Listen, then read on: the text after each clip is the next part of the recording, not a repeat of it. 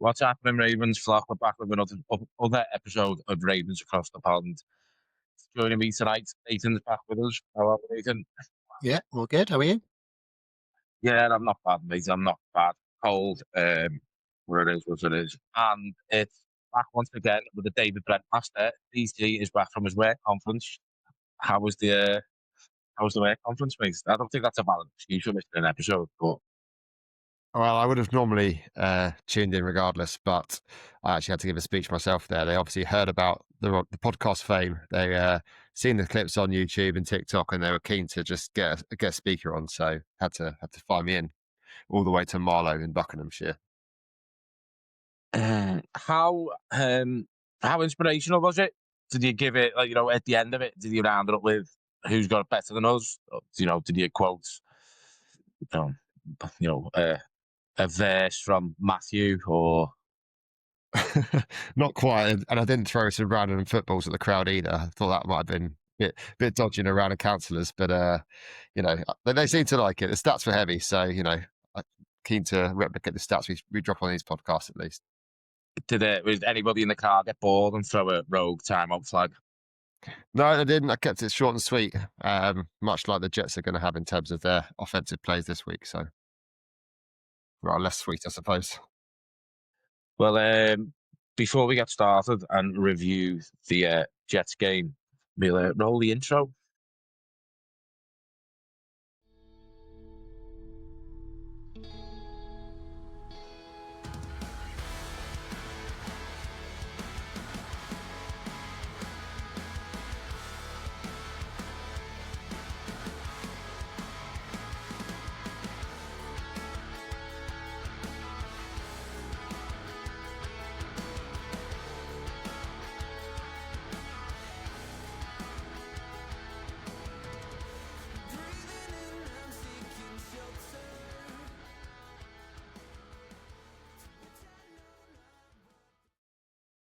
It's I good know to I have said that this up. back.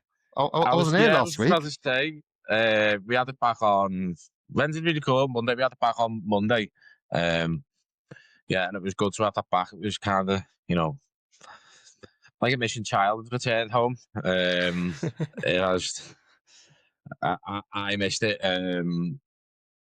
And obviously that Ollie can't be with us because he is in the recording studio this week with his band, and that is the music to that intro. So his band is what was it? Idle Vein.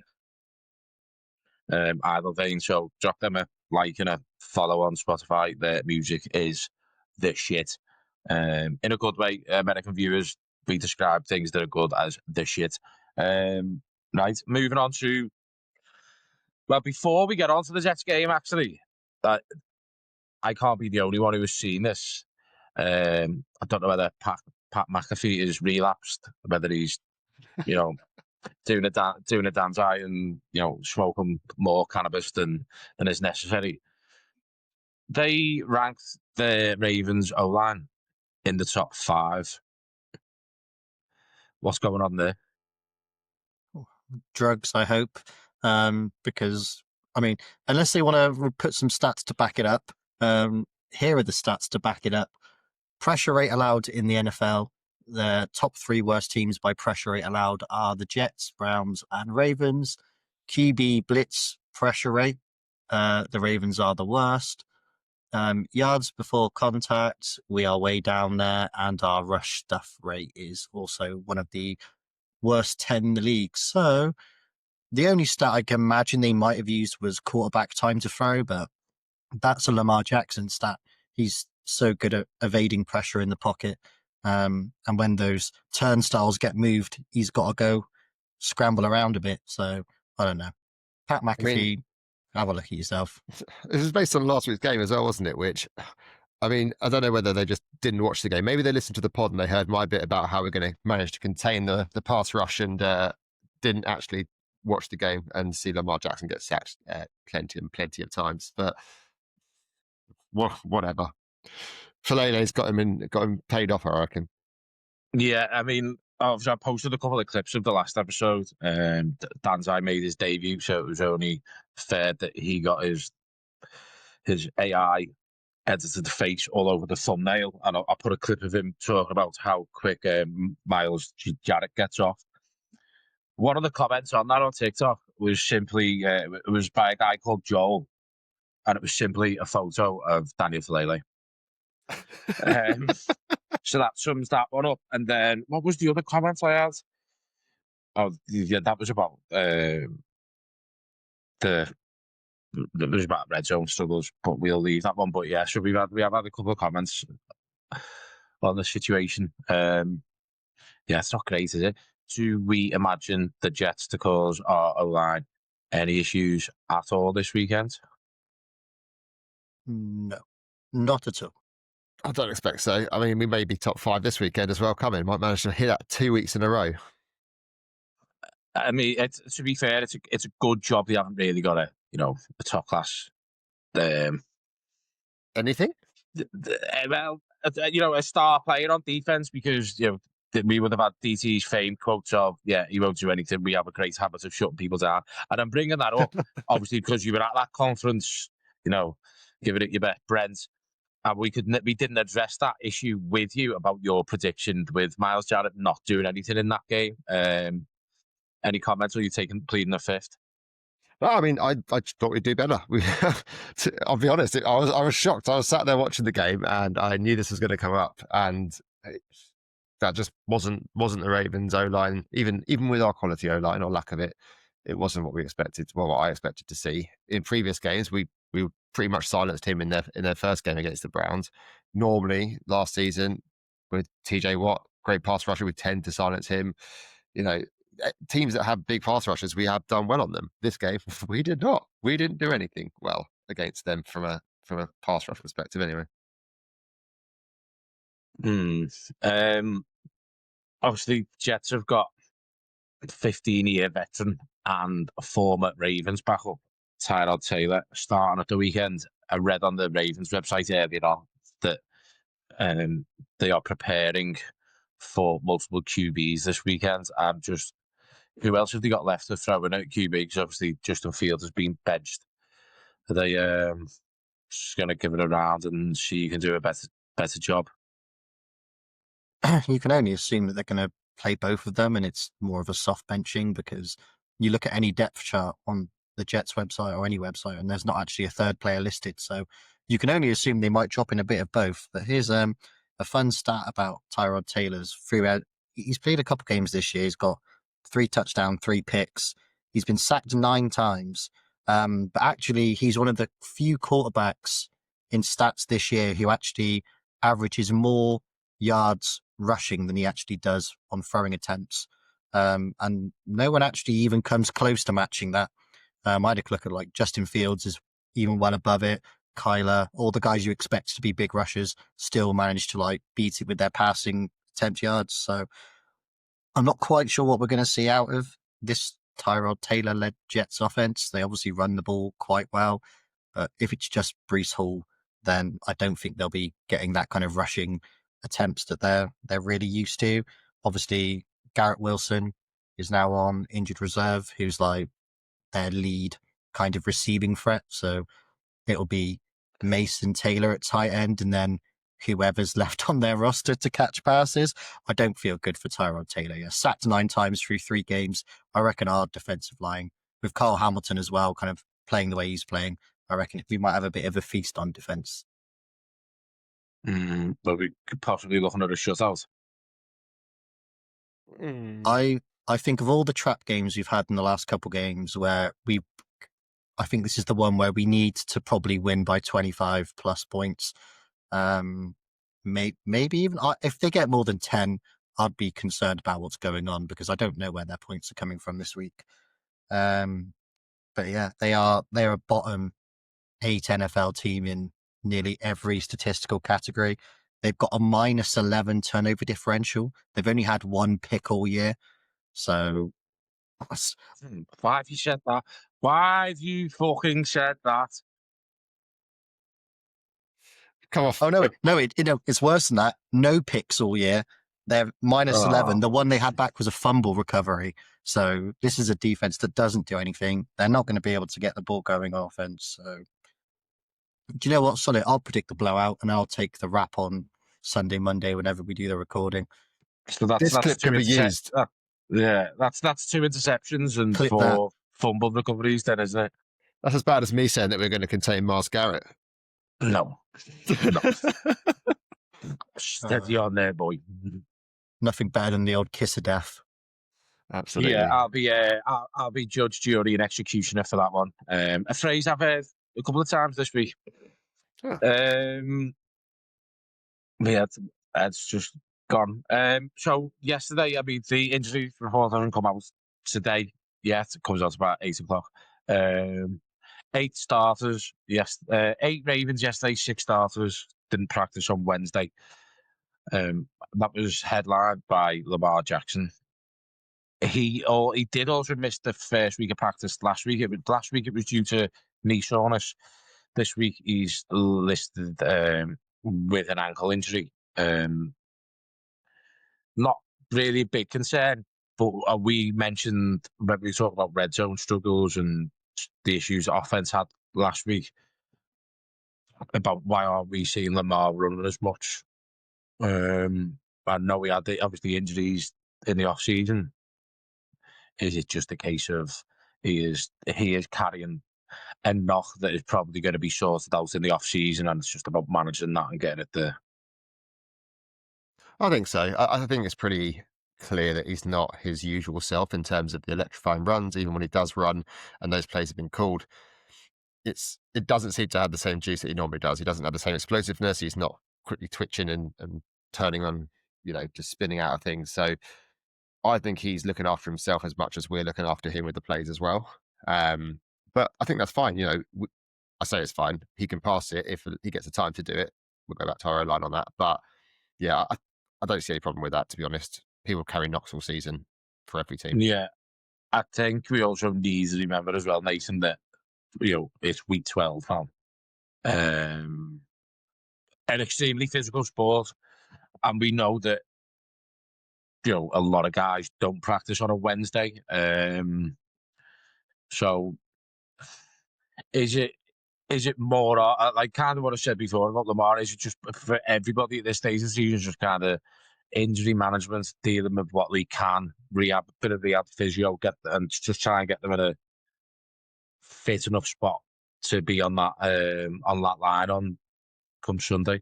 I'd be a lot more concerned if it was just Lamar missing practice by himself on a Wednesday, but I think we have to appreciate that we are one of the Thanksgiving games, so we've got a short week after the game, so they might be getting some preemptive extra rest in for some of the guys, because there's not going to be a lot of practice time. We're going to go straight from the Jets game going into the Bengals for Thanksgiving, so it's probably just as much preemptive rest, and I think with the number of people we've got doing it, probably should lessen the concern that we feel about it being just Lamar. If it was just Lamar, maybe you'd ask more questions.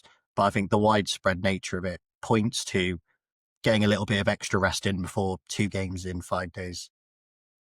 I just think kind of Jets defense isn't the best. Red zone struggles. Well, the leader of the Todd Monken fan club's back, so let's. Yeah, what would it mean for this organisation this year and Todd Monken if we had continued red zone struggles against this Jets defense?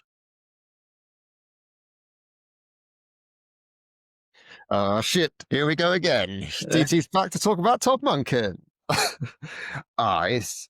It frustrates me more than anything, honestly. The red zone was that a bit of accidental Brent?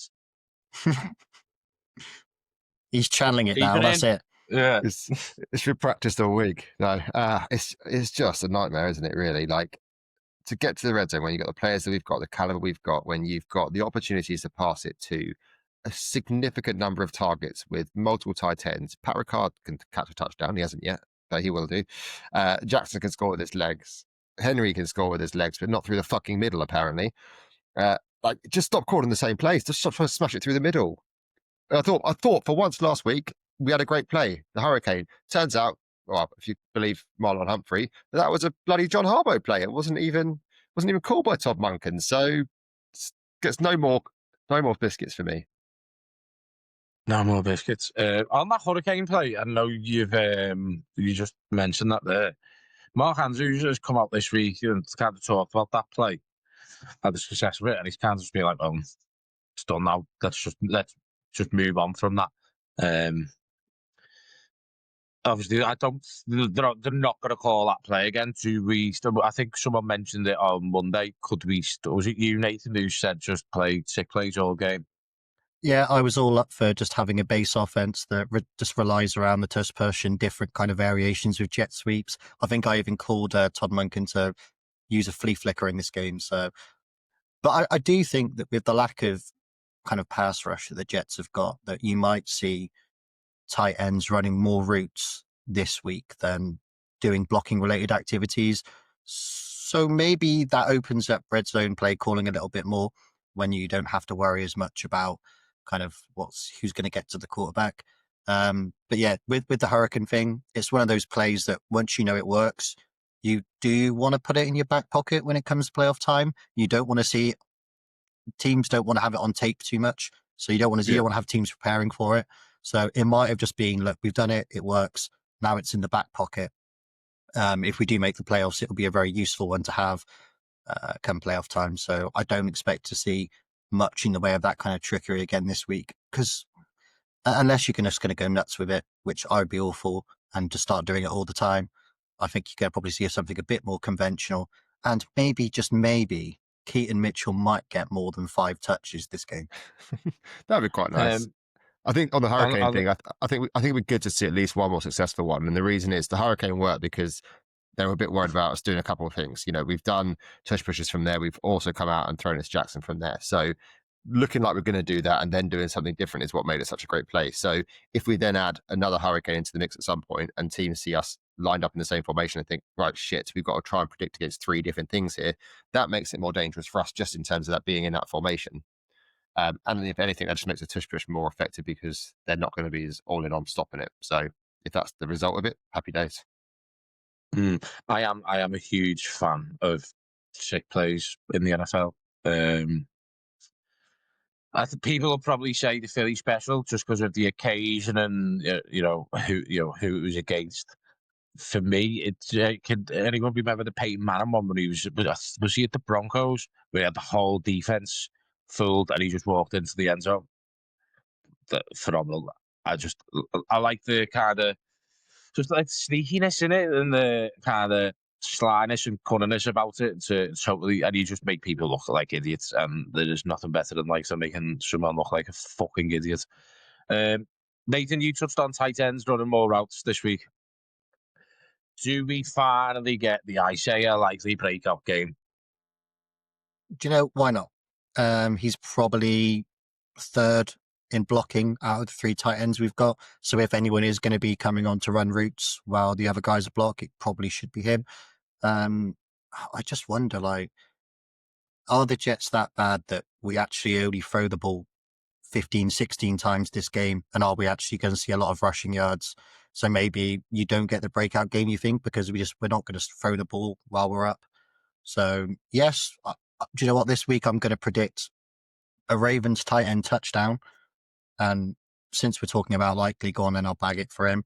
Hopefully we'll see Mark Andrews finishing the job and getting whatever it is he needs to break Mason's final record. Was it receptions or yards he's now going for? Which 4 more receptions, I think. Receptions. He could do that. I mean, if you really want to do it, this is the game to do it. You could really get him involved early and then just kind of sign it off there. But yeah, I'd like to see a bit of a balance.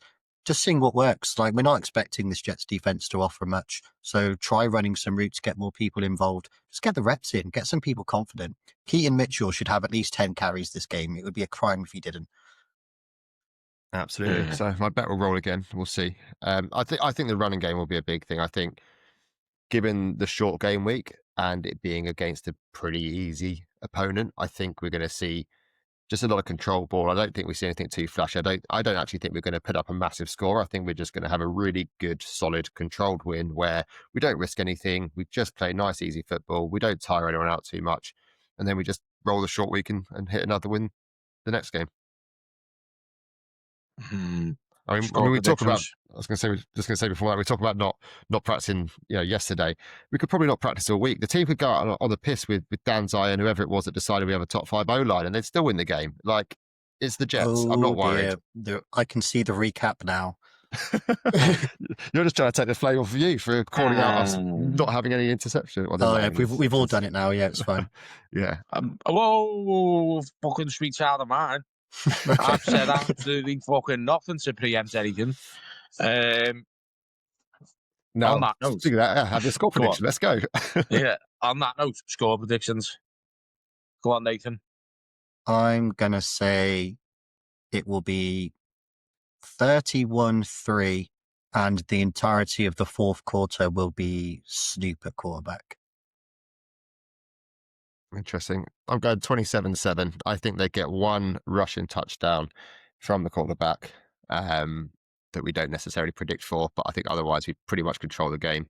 And then we just have a nice calm game on offense. But yeah, probably bring Snoop in towards the end. I'm just going to go with what I said. Was it last week or the week before? 44-10 Ravens. I think we'll steamroll these and Snoop will come in. I agree with you, Nathan. I think we'll see 15 minutes of Snoop there in the fourth quarter. With that being said, before we move on to some general shite talk, Nathan is back. Last week we had good friend of the show and Phil. Like, I enjoyed having Phil on, not just for his, finally have somebody with some fantasy expertise on, because that man there, Nathan, is struggling when it comes to fantasy this year, and in our dynasty league that we've just set up. That as much use as a fart in a spacesuit. So great. It was good. Both the people I've lost to this year on the pod today. Fantastic. Excellent. How did you get on this weekend? I was in a really solid position to win until the Dallas Monday night game, where it was Pickens and someone else just went nuts, and then I ended up losing by about 5. So I had a 30-odd you were point lead. third overall top score, didn't you? Yeah, third overall top scorer, and I lose again. Like, it's just nuts. Yeah, So, you lost to someone who even had one of the highest scoring. You might even give them a shout out. They were on their bench, and you still managed to lose them. And you had a really dodgy quarterback that no one shall name that scored you a shit ton of points, and you still managed to lose. Unnamed Buffalo Bills quarterback, yes. So are you? You're not 0-2, are you? So if you're not 0-2 and you're not 1-2, what are you? I'm 1-2. Oh, well, you said you've been beaten. Did you play DT this week? Who did? Oh, I thought you played me week 1, DT week 2, and then got pumped this week by some other. Nope. Apologies. No. Apologies there, Nathan. 2-1. I had a shit week. I've still scored the most points in that league, so I'm still confident I'll be in the playoffs. It's you and I this week, Tom, though, so we'll see. Is it me and you this week? Yeah, it is. I haven't even checked. I've been too busy in the other dynasty league trying to make moves and trades, and as we all know, that went, bit of a ding dong in that one. See what I mean? Called out. You probably should check, because half your team are on buys at the moment. So, leave it if you want. Well, see, now I like that, because Nathan did that for me in week 1, and I ended up winning by 4 points. Yeah, don't do it. Don't give him help. If you don't. I'm trying to get Joe Burrow off Nathan in the other one. So we were meant to discuss this the other night, and he never mentioned anything. Oh, my bad.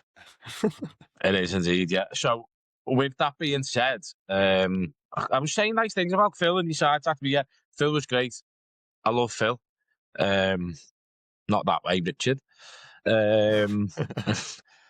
He was great. I know people who listened to the show did say it was great to have Phil on. Dan's eye spoke very highly of him. Phil's helped Dan's eye out in this Warrior Bowl that he's in, and it was fancy. It was good speaking to him about college prospects and the draft next year. So that was interesting. But Nathan, you're back. It's your segment. So with that being said, I would like us to take a seat in fantasy fuck up. Oh, welcome back, friends. It's time to hand out some bourbons. And this week the theme is I didn't know you had game. Don't look at the screen there because that's clearly the wrong video. What? Oh, I was wondering. I was thinking, Right. hang on a second. I bollocks that up, haven't I? How do I get that off? There we go. It's gone. So I'm that's not not that that one. good That's in the case you want to intro. edit it. Oh my! So it was in. I remember before we went live, I went, shit, have I just deleted the intro? No, I No. haven't. I've just deleted all these hard work for this week. I'll throw the graphic of the TikToks. Go on. So this week's theme, yeah, Travis Hunter's on IR. People will be looking at it going, what the hell? How's he getting one? Yeah, Well, this I week. don't get a game on IR either, so. Yeah, this week's theme is kind of a bit of 1 week wonders. We call it I Didn't Know You Had Game. So number 5, Tyrell Shavers. Anyone? No? No? Hmm? Me neither. A man who's taking advantage of Keon Coleman's absolute meltdown in Buffalo. I don't know what they're doing with their wide receivers, but this man came off, I think, their practice squad to get 4 receptions for 90 yards and a touchdown. As we said, the starting quarterback for the Bills, who will remain unnamed for this podcast purposes, doesn't seem to have a favorite tight end, favorite kind of receiving target at the moment. So could Tyrell Shavers be good for the rest of the year? We don't know. But for right now, I'm calling him a 1 week wonder. Kenneth Gainwell comes in at number 4, a running back who only rushes for 24 yards in a game. Are we particularly bothered? Well, he caught 7 passes as well for 81 yards and 2 touchdowns, and Jalen Warren is still on the injury report. So for now, Kenneth Gainwell probably just a 1 week wonder because Jalen Warren is going to come back. But give him his flowers this week and give him a biscuit. Gainwell by name and nature. Exactly. Number 3, Bryce Young. He scores more points this week than he has done in his previous 4 starts. How? How did that happen? Well, he played a Falcons team that has completely thrown in the towel. The Falcons have got no interest in playing football this year. And also, they don't even have a first round pick. They've given it to the Rams. Atlanta must be in complete freefall at the moment. Why is it a 1 week wonder? Well, Bryce Young comes up against the 49ers and the Rams for the next 2 weeks. So do not expect these high hopes and confidence to continue because I expect him to revert back to his 2 3-point performances that he'd been doing prior to the game against the Falcons. Just on that, on Bryce Young. Hmm. I've got him in my QB flex in the Division 5 Joe Flacco league. There's just something about Bryce Young that I don't know. I just can't. I don't know. I just wanted to click for him. I like him. That being said, though, I agree with you. And also touching on the Falcons and that fucking trade, the Rams are sat there now. They are going to have an unbelievable first round pick. They're going into the draft next year, Hmm. and I'm just thinking, what the fuck have you done, the Falcons there? It's currently forecast to be minimum top 10, and given the way the Falcons are currently going. And Kirk Cousins is the new starting quarterback in Atlanta because Penix has had his 5th season-ending injury in like his 8-9-year career that includes college. So, yeah, don't expect things to get much better in Atlanta, and the Rams will continue to get better. The Rams are a team as well, famously, who never really cared for first-round picks and now have seemingly completely swapped their focus, and now they seem to love them again, and they'll get a top 5 prospect come the new year. In at number 2, a man taking advantage of a quarterback change, Michael Wilson, with Jacoby Brissett running the things in Arizona, and Marvin Harrison Jr. currently sidelined with an injury. This man absolutely went off 185 yards on 15 receptions. Will it continue? It'll continue for another week. Marvin Harrison's going to miss another game. My thing, sell high if you can. I'm not sold on him. If you've got him and you can flip it, I would probably flip him at this stage. He might have another good week, but the moment Harrison's back, he'll be firmly behind Harrison Jr. and Trey McBride in Arizona offense that isn't really cooking. I saw Jacoby Brissett broke the record for most passing completions in the game last week, like 45, 46 passes, and they still got stuffed by like 18, 19 points. So Weird Yeah, things going Phil, on in Arizona. Phil touched on that last week about Brissett getting him in that flex spot. Stated that he was going to go off. It does not look good at all, does it, for Kyler Murray there? Because when we talked about the most overrated QBs in the league, that's, Phil said Kyler Murray, just because the fact that Jacoby Brissett's come in and he's running that offense better than you are, or you have. And also, it's not, Kyler Murray is not doing Marvin Harrison Jr.'s performances any good whatsoever. It's not a good situation there. No, Um, Kyler Murray will not be a Cardinal next year. It's just Yeah. which of the broken teams will look at Kyler Murray and go, I can fix him. My guess is it'll be the Jets, because I don't think they'll take a first-round quarterback next year. I think they think they'll probably give Kyler the same kind of contract they gave Fields, do the exact same thing, rinse and repeat until, the end of time. until he burns all their first round picks on fucking toilet paper. Death Exactly. taxes and the Jets being the Jets. Yeah. And then at number 1, we have our annual Sean Tucker monster game. He did it in week 6 last year against the Saints, and he's done it again. 3 all-purpose touchdowns, 100 yards on the ground, 20 odd more through the air. He's good for this about once or twice a year. And he got the award for beating out an extremely average Richard White, who is just not a very good running back. The good news for him is Bucky Irving might play this week, but doesn't like he's going to be 100%. So you might get 1 or 2 more games out of this max. But once Bucky Irving's back, this is another guy that's going to be banished to the third running back spot. So yeah, that was the theme this week. All guys that have popped off, but I'm not expecting much more out of them. Mainly because I fear predicting more breakout monster games from people, since Brock Bowers has completely ruined any credibility that I might have built up over these last few weeks. Yeah, I mean, I think me and DT can say this with confidence and with our chest out, and listeners of the show, I don't think you'd built up any fucking credibility, to be honest with you. Watch all those 5 players have absolute monster weeks again this week, having you've said they're going to be one-hit wonders. We'll look back on their performance next week and we'll see if any of them got it done. Just imagine Bryce Young over 40 points this weekend. Oh, Against the 49ers, it'd be nuts. Fair play to him if he does. The vibes are good in Carolina, even if the results aren't even going that bad for them really either. They've got Ted McMillan, who's a very good wide receiver. They seem to have found Rico Dowdle as a good running back. I think Carolina are a team that's trending up, and they were a team that always seemed to be in a bit of purgatory, especially since Cam Newton kind of left that franchise. So it's nice to see Carolina having some good things.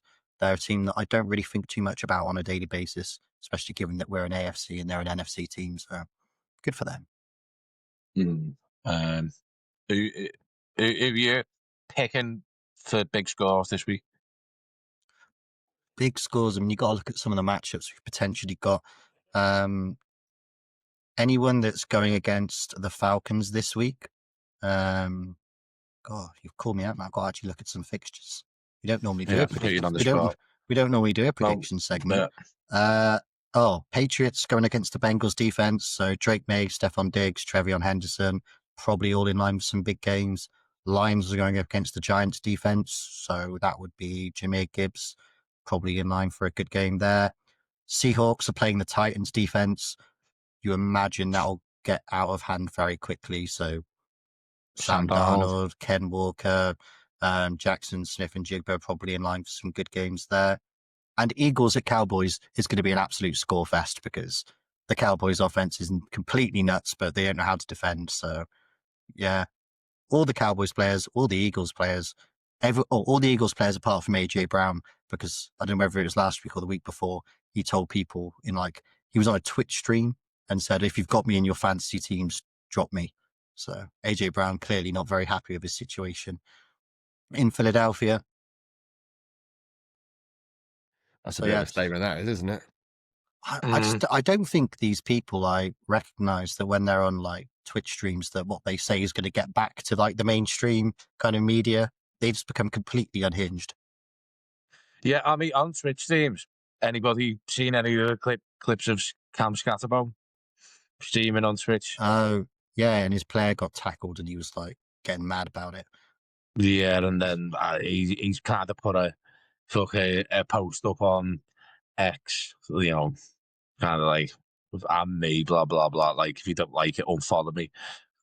And it kind of reminded me of the shit you used to say to like your local village Facebook group, as so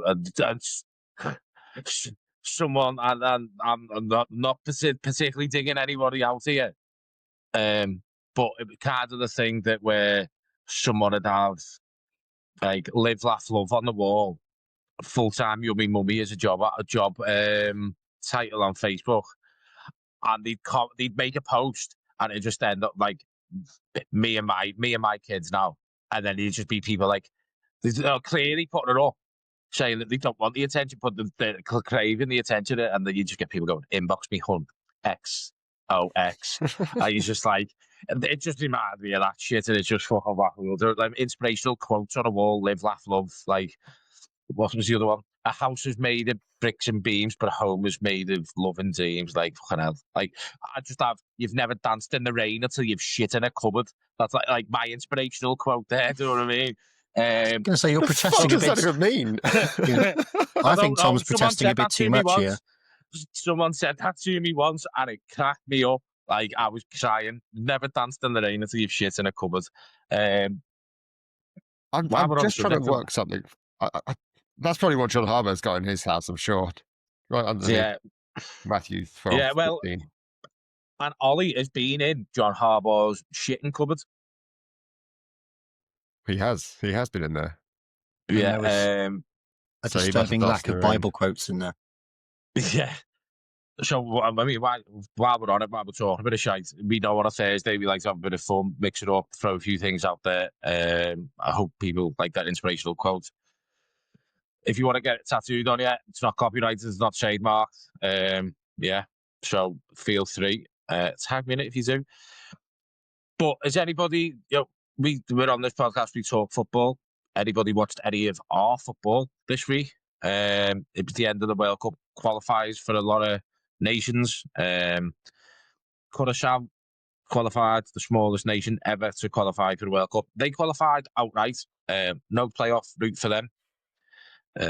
Obviously, Nathan, me and you being English, There we go. 8 wins, 26 goals scored, 0 against. Another small nation, kind of irrelevant to us.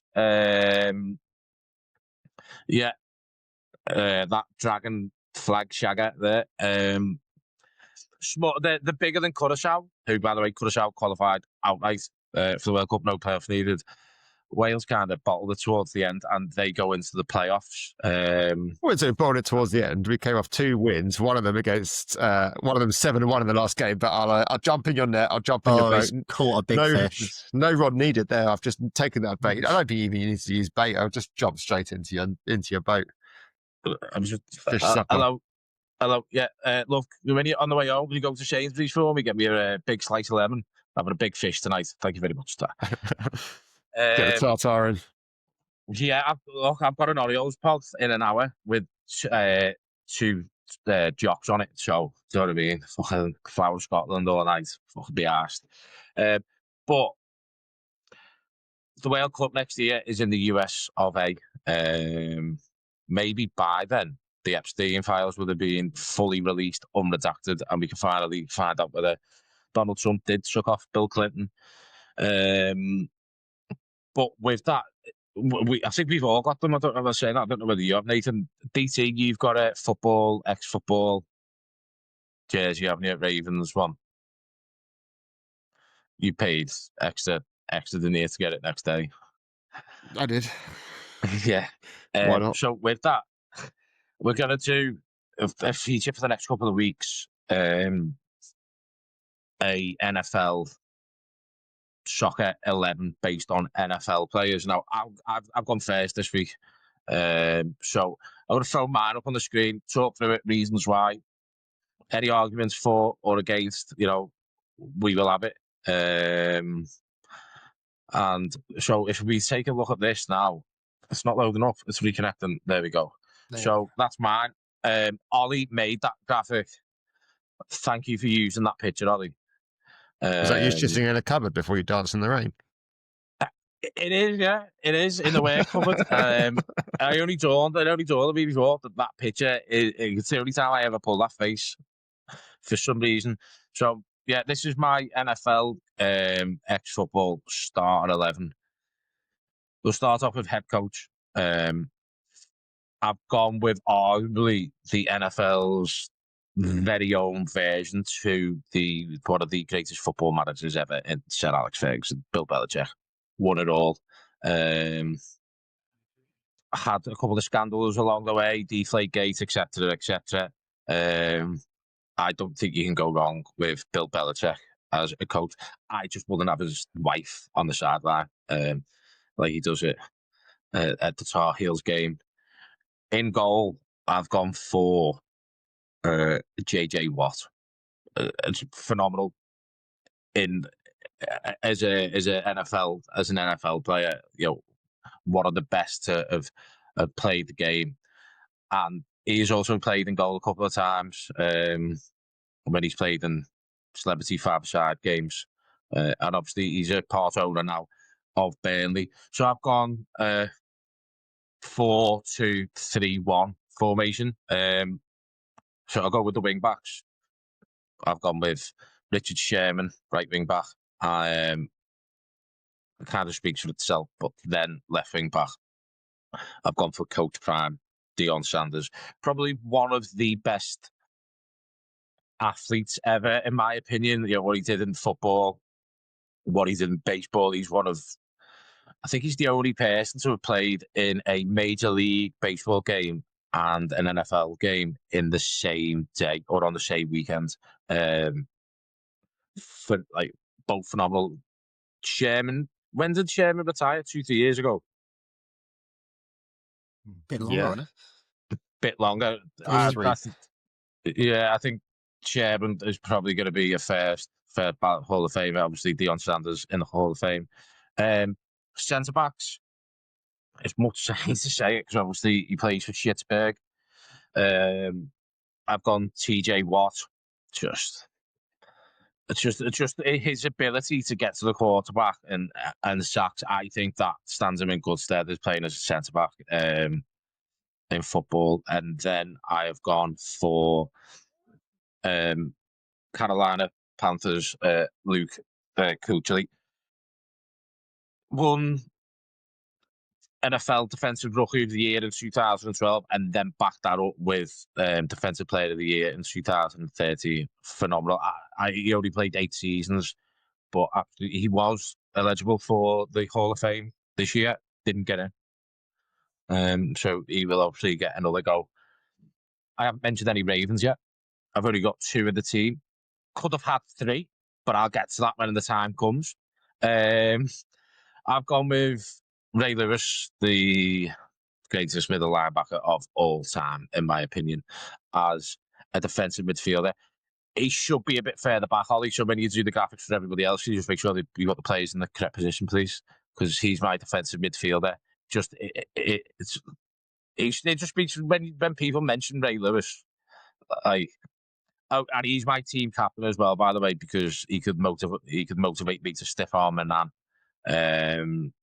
It's just phenomenal. Hard hitting tackler in the middle of the park. Bit of a Roy Keane, I suppose. Just a horrible, nasty. Nobody wants to come up against him. And if you go back to that time when Chad Ochocinco tried to blindside him, and he got up and he was like, "Something ain't right. Something ain't right." I've gone for Lamar Jackson, attacker midfield. He, quarterback, his vision, his ability to run box to box. I just think he could sit in the middle of the park and just spray the ball about wherever he wanted. That brings me to the wide receivers. I've gone with Randy Moss as not a wide receiver, as a winger. One of the best of all time. And then on the left-hand side, I have gone with Calvin Johnson, a.k.a. Megatron. Just an absolute machine. Sheer size. When I just think, get the ball down the wings to him, and he's going to do people for pace, and he's going to out battle everyone. His strength. 6-time Pro Bowl, 2 times NFL receiving yards leader, a NFL receptions leader in 2012. Obviously, Hall of Fame. A lot of these players I've mentioned are obviously in the Pro Football Hall of Fame, so that's who I've gone with. And then up front, could have been 3 Ravens players, but I couldn't go with obviously a kicker that used to play for the Ravens. Bit too handsy with massage people. So I've gone for Adam Vinatieri, who is the NFL's all-time leading scorer at 2,673 points. I was close to putting Pat McAfee in there because I believe Pat McAfee has played soccer before, and that's how he became a place kicker in the NFL. But yeah, Adam Vinatieri to round it off. I think that team beats any team that people put out on paper. Were there any rules to this? So did defense have to play defense just when it comes to our time? I just want to know who I can put where, because I think mine might be skill position very heavy all around the field. But Deion Sanders is one of the most athletic people to ever play in the NFL. So if he has got a right foot and a left foot, he's probably going to be very good at football. OBJ actually played a lot of soccer growing up, so I'm sure he'd be pretty good. I didn't mention him. I've just realised I didn't mention him. Yeah. He's there in the stream, yeah. So, yeah, a soccer player growing up, and I just think that flair is a number 10. Just sat behind the striker. That flair. You send the ball to him, he's going to pluck it down, bring it down on his chest. We all remember that one-handed grab that night in New York. Yeah, so I think that team would beat Wales. I mean, You've already got me on your plate. I'm not biting again. There's literally on your plate. I've already slapped myself in tartar sauce for you. You don't need anything more from me. I don't like tartar sauce. No, more than fish chips and gravy or fish chips and curry sauce. Fish chips and gravy or fish chips and curry sauce. For those that aren't aware, Tom is, as you can probably tell from the accent, on the wrong side of the Watford Gap. So gravy and curry sauce comes on an IV drip to him. It's weird if I go too far down south, I get the bends. If I go too far up north towards Scotland, I get a nosebleed. So I'm quite happy with where I am. Yeah, it is what it is. Yeah, so DT or Nathan will have their team ready for next Thursday. I think it's going to be some repeat players. I think as this segment goes on, I think it's going to be hard to come up with a unique 11, but it'll be we'll see what we come up with. I think I'll probably go a few different tack. Like Nathan said, there's it's interesting the way you can approach it. There's quite a few interesting moves to make. I wouldn't say there's rules to it, but I was just like, well, defensive minded players in there. I could possibly have thrown some current players in there, but Lamar Jackson obviously, but I just thought go with some experienced heads who have seen it all and done it. Just wait till my entire back 4 defense is just Ravens offensive linemen. Daniel Flavey at centre back, yeah. Absolute disaster. We've got a little bit of breaking news before we go. Lamar Jackson has returned to practice. So don't worry, everyone. All is good. We timed these things well to get a little bit of practice news right at the end of the pod. There you go. Full practice report to come, but he is out on the practice field. And that was a tweet from just a few minutes ago. Yeah, but with the Ravens, you never know if someone's out on the practice field, what designation they're going to have. Could be anything going by our previous He's taking reps with the practice squad. Well, someone could be a full participant and then be declared out or whatever it was we had early in the season. So, any updates on that investigation? By the way, DT's brought it up. No, I imagine it's probably one they're going to try and hold out for as long as possible, and then at the end of the season, it'll be like, "Oh, hey, do you remember that thing that happened? We'll just fine you some money," because I think that's at one point people were talking about draft picks, but I think they would have done it by now. So I think it's settled on cash. But I did see something in the week about Burrow's practice and then how that was being declared, and people making comparisons there to say, is this not the same thing? It was probably just Ravens fans just wanted to have a dig at the Bengals, but it did make me laugh. Yeah, Joe Burrow back next Thursday as well. He expected to be back next Thursday. We'll obviously discuss that on Sunday's show. Are we doing a show on Sunday straight after the game? Live reaction, blah, blah, blah. But 6:05, aren't we? Yeah. My laptop might have been thrown out the window if we don't win, but I'm sure I can pod with the pieces that may be put together. It's going to be an absolute especially- battering if all of the things that we said the opposite of came true. So Hey, bet on that Carl Arnoldson sack this week. it's happening. We need the Mitchell I am yards fairly safe. I didn't make any bold predictions apart from the scoreline. Nathan indicated that the Jets haven't had any interceptions this year. So I think we should put you on the spot now. I want you to make a bold prediction about the game.